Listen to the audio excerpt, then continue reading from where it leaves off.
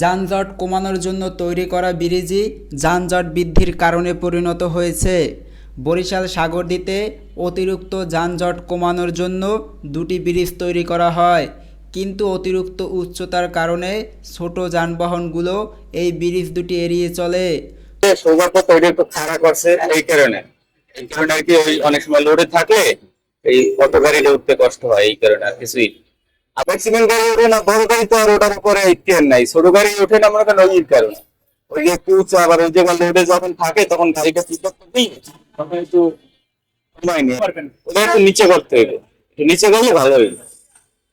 ছোট যানবাহনগুলো যাত্রী নিয়ে এই ব্রিজ পার হতে গিয়ে বিভিন্ন সময়ে নানান দুর্ঘটনার কথাও শোনা গেছে। তাই বলা যায়, যানজট কমানোর জন্য তৈরি করা ব্রিজই যানজট বৃদ্ধির কারণে পরিণত হয়েছে। স্থানীয়দের দাবি, দ্রুত এই সমস্যার সমাধান করা হোক। রাশেদ হাসান, অন্তর, চ্যানেল এল।